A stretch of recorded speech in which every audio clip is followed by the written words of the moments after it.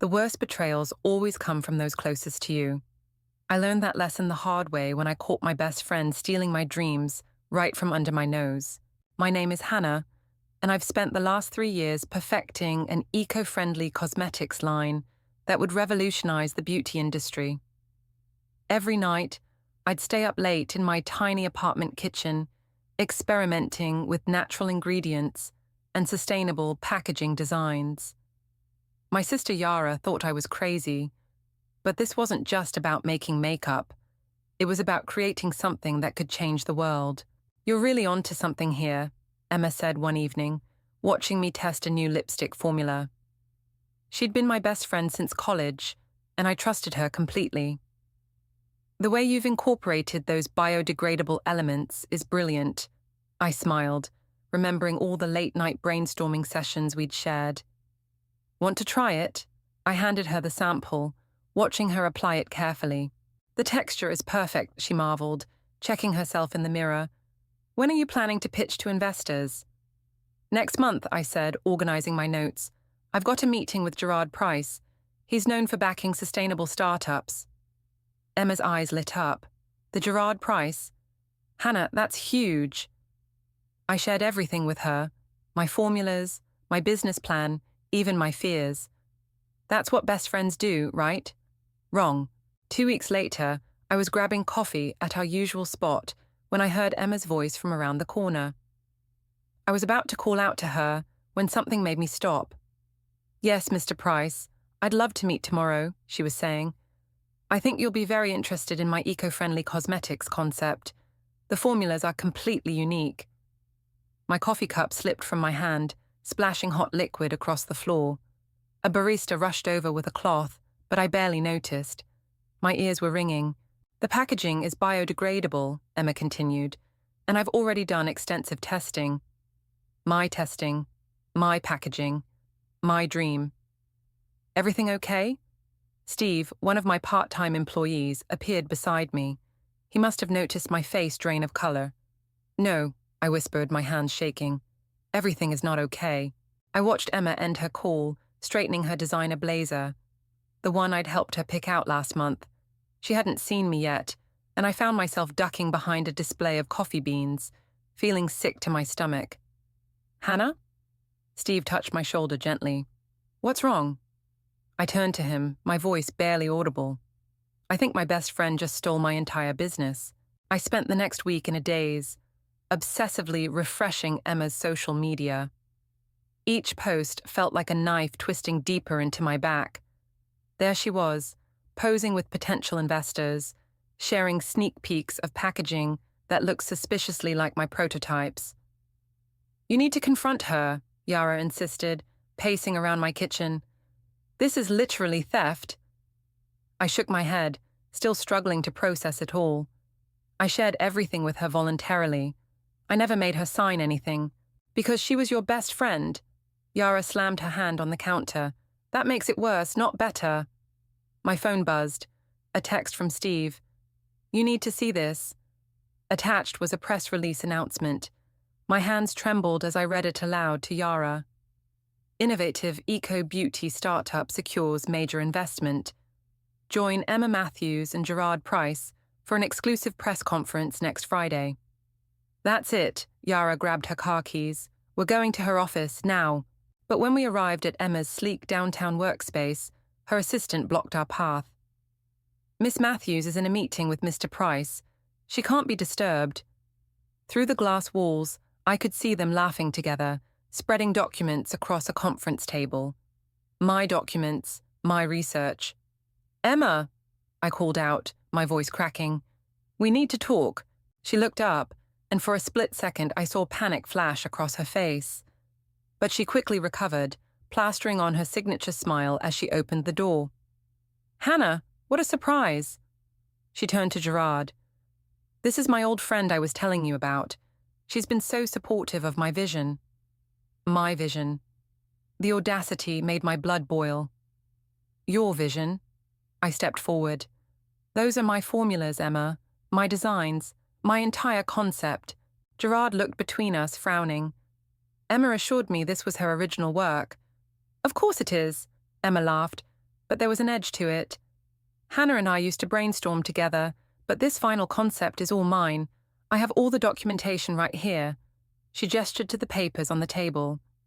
My papers, reformatted with her logo.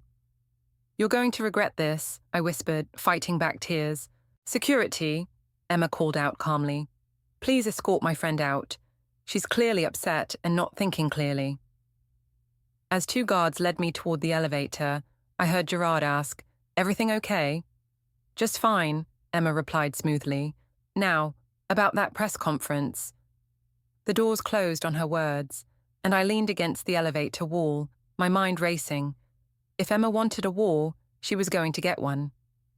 I pulled out my phone and dialed Steve's number. Hey, I said when he answered, I need your help with something. You're playing with fire, Yara warned as I spread documents across my dining room table. Steve sat beside me, his laptop open, fingers flying across the keyboard. Emma left a trail, Steve said, pulling up old email threads. She's not as clever as she thinks. Look at this. She was asking suppliers about your exact formulations months ago. That proves nothing, Yara sighed. She could say Hannah told her about those suppliers. A knock at the door made us all jump. When I opened it, Emma stood there, looking perfectly polished in her designer outfit. We need to talk, she said, pushing past me into the apartment. Alone. Steve and Yara exchanged glances but stayed put. Anything you need to say, you can say in front of them, I replied. Emma's perfectly made-up face hardened. Fine, you need to back off, Hannah. You're making yourself look desperate. Desperate? I laughed bitterly. You stole my entire business plan. I improved your business plan, she snapped. Face it, you were never going to make this happen. You don't have the connections, the presence, She gestured vaguely at my worn jeans and t-shirt. Professional image needed. Steve stood up abruptly. I've got something. He turned his laptop around. Emma's been emailing with Gerard for 3 months. Look at the attachment names. Hannah's Formula V2, Hannah's packaging draft. Emma's face went pale. Those are private emails. You hacked my account. You used the same password for everything, Steve shrugged, including the cloud drive where you stored all of Hannah's original files. This is illegal, Emma hissed. I'll have you arrested. For what? Yara stepped forward. Proving you're a thief? Emma's composure cracked. You don't understand. Gerard would never have taken you seriously, Hannah. You're too nice, too idealistic. I did you a favor, I can make this succeed. By stealing my life's work, my voice shook. Get out. You'll regret this, Emma warned, backing toward the door. The press conference is in 3 days. Try anything, and I'll destroy what's left of your reputation.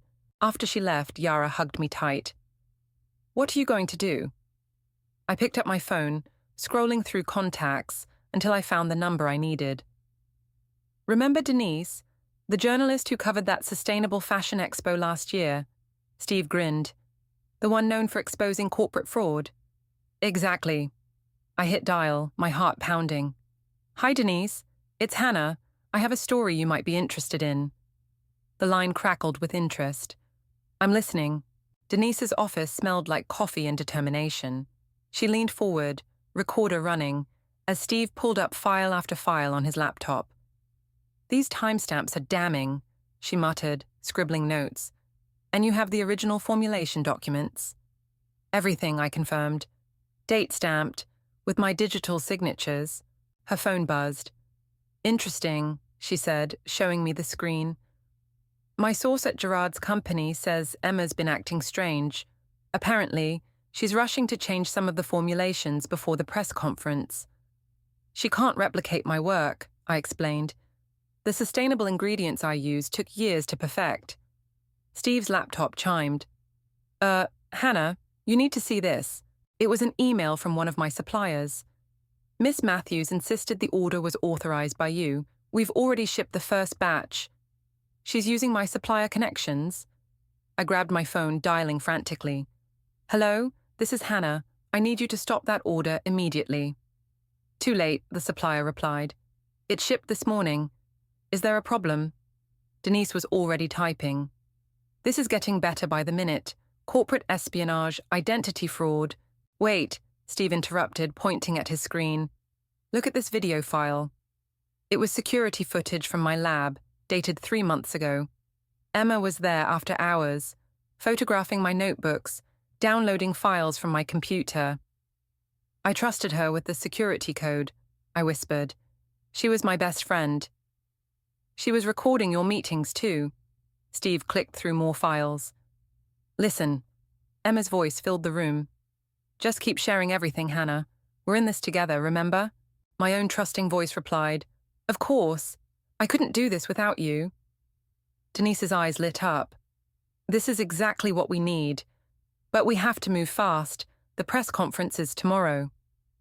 Gerard needs to see this, I said. He's being conned too.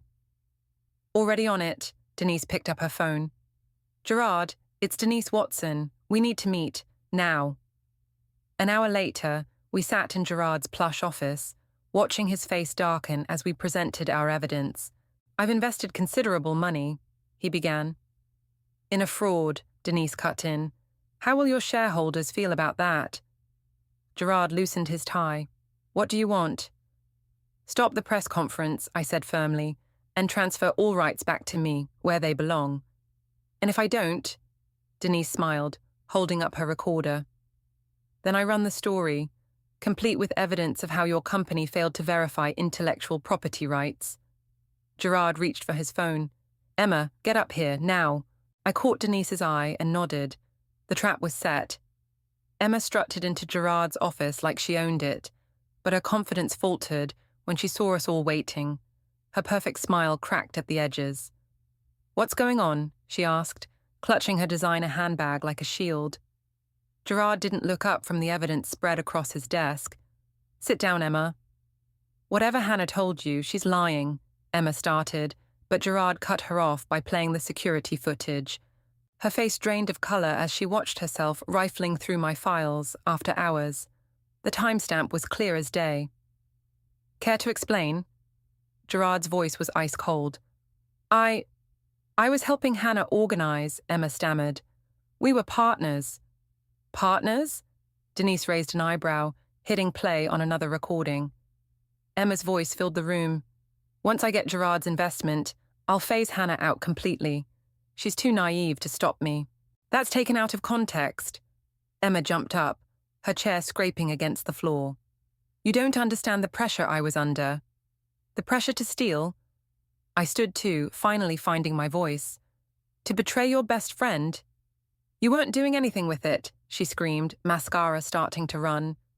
You were too scared, too careful, too... Good. I knew how to make it successful. By cutting corners on the sustainable materials. Steve pulled up the supplier emails.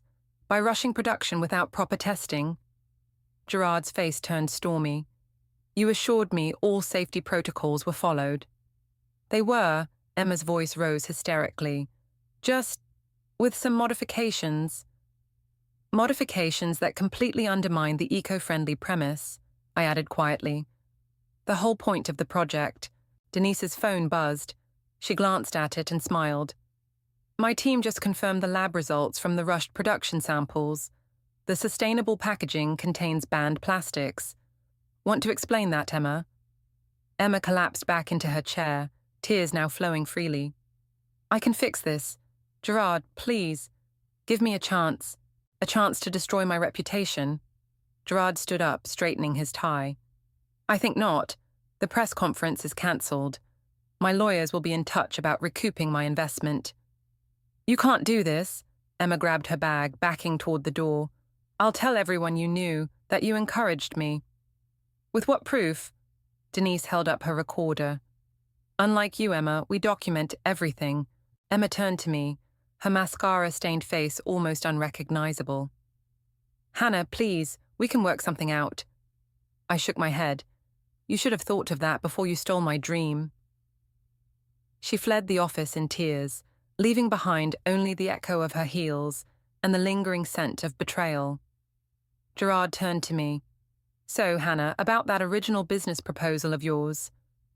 We're not cancelling the press conference, Denise announced, pacing Gerard's office. We're changing it. What do you mean? I asked, watching Gerard nod thoughtfully. Emma invited every major beauty and environmental journalist in the city, Denise explained. Let's use that platform. Tell your story. Launch your brand, the real one. With 24 hours to prepare, my stomach churned. Steve grabbed my arm. Hannah, we have everything. The real formulas, the authentic sustainable packaging, the actual research. Everything Emma was going to fake, you've already perfected. He's right. Gerard leaned forward. Your original proposal was brilliant. Simple, honest, revolutionary. That's what drew me to the project before Emma's embellishments. My phone buzzed. Yara was calling. You won't believe what's happening on social media, she said when I answered. Emma's having a meltdown. She's posting crazy accusations about you. Put it on speaker, Denise demanded. Yara continued.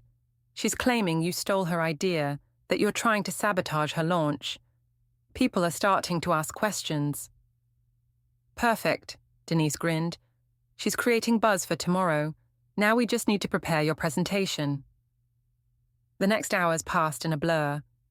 Gerard's marketing team worked through the night, creating slides that showcased my genuine research. Steve organized the product samples, the real ones, not Emma's rushed counterfeits. At midnight, Yara brought fresh coffee to the office. Emma's still posting. She says she's coming to the press conference to expose the truth. Let her come, Denise said, reviewing her notes. Every journalist there will see who's really telling the truth. I don't know if I can face her again, I admitted. Gerard touched my shoulder. You're not facing her alone. You have proof, integrity, and actual sustainable products that work. That's more than she ever had. Plus, Steve added, you have us. My phone chimed with a text from Emma. Last chance, Hannah. Back off or I'll destroy you. I showed it to Denise, who laughed. She really doesn't know when to quit, does she? Save that text, Gerard advised. It's more evidence of harassment. I took a deep breath, looking around at my support team, my real friends. Okay, let's finish this presentation. Tomorrow we show everyone what authentic, eco-friendly beauty really looks like, and what genuine business ethics look like, Denise added. Yara hugged me tight. Emma wanted to steal your dream. Instead, she gave you a bigger platform to showcase it. I smiled, feeling stronger than I had in weeks. Let's make it count. The conference room buzzed with anticipation. Journalists filled every seat, their phones and cameras ready. I stood backstage, hands shaking as I checked my note cards one last time. She's here, Steve whispered, peeking through the curtain. Emma just walked in with her lawyer. Good, Denise adjusted my microphone. Stick to the plan, let her make the first move. Gerard stepped up to the podium. Thank you all for coming. We're here to announce an exciting new development in sustainable beauty. A shrill voice cut through the crowd. This is a fraud. Emma stormed down the center aisle, her lawyer hurrying behind her. That woman stole my company. Cameras swiveled toward her, then to me as I emerged from backstage. The room fell silent. Your company? I stepped up to the second microphone. Let's talk about that.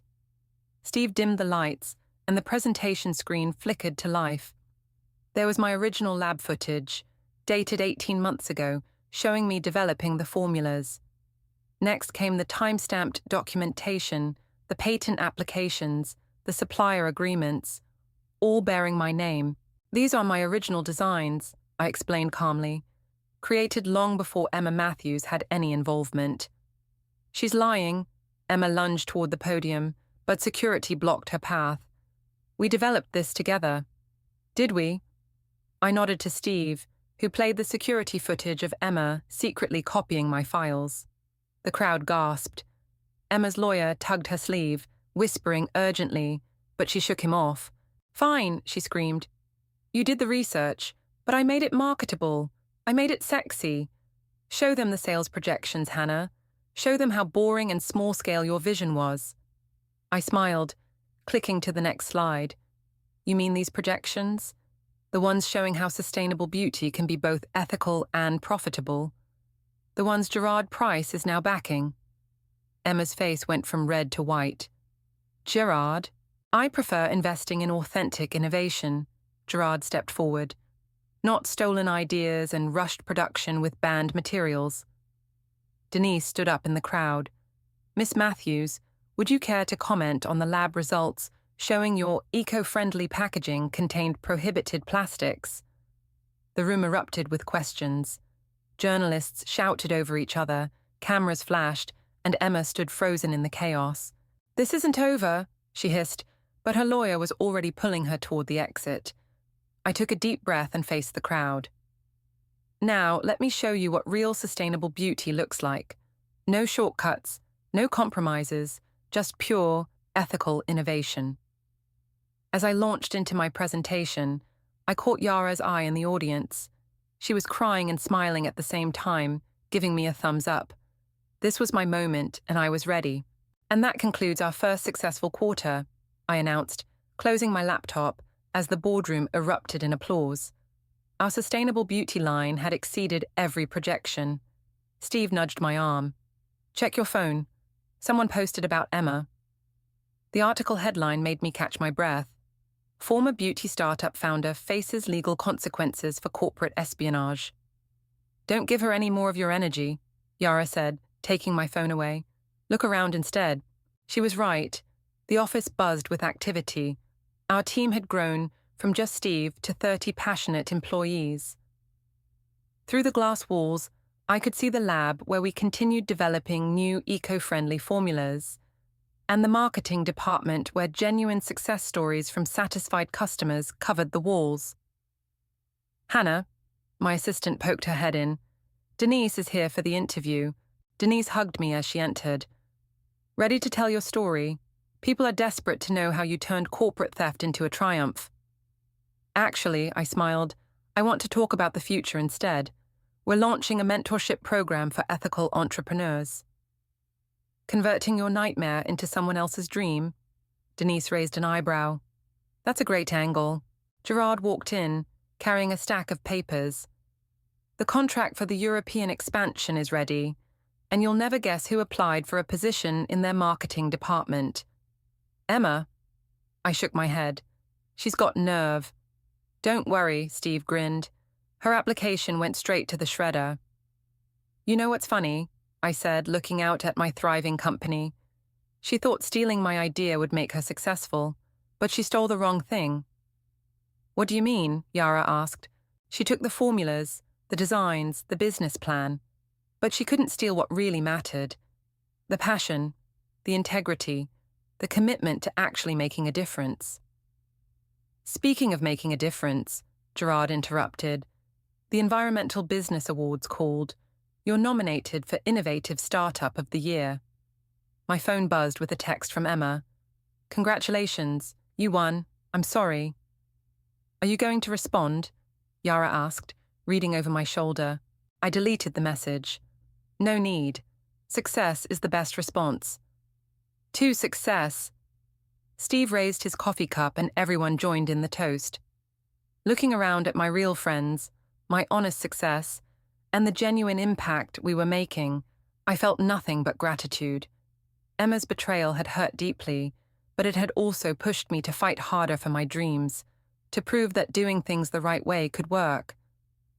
"Ready for the interview?" Denise asked, recorder in hand. I smiled, thinking of all the other dreamers who needed to hear this story. "Yes, let's show them how integrity wins."